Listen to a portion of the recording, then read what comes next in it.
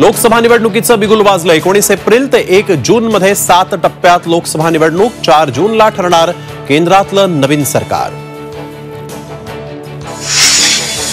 महाराष्ट्रात 19 एप्रिल ते 20 मे दरम्यान 5 टप्प्यात मतदान। पूर्व विदर्भातील 5 लोकसभा मतदारसंघांमध्ये पहिल्या टप्प्यात मतदान, तर मुंबईतल्या सर्व 6 मतदारसंघात 20 मे रोजी मतदान।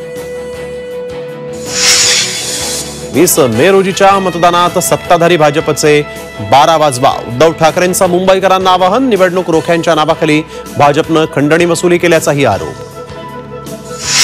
राहुल गांधींची भारत जोडो न्याय यात्रा मुंबईत। प्रियंका गांधींचा सहभाग। चैत्यभूमीवर जाऊन डॉक्टर बाबासाहेबांना केलं अभिवादन।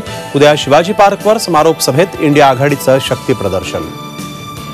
शरद पवारांचा फोटो आणि नाव वापरणार नाही। अजित पवार गटाकडून सुप्रीम कोर्टात प्रतिज्ञापत्र सादर।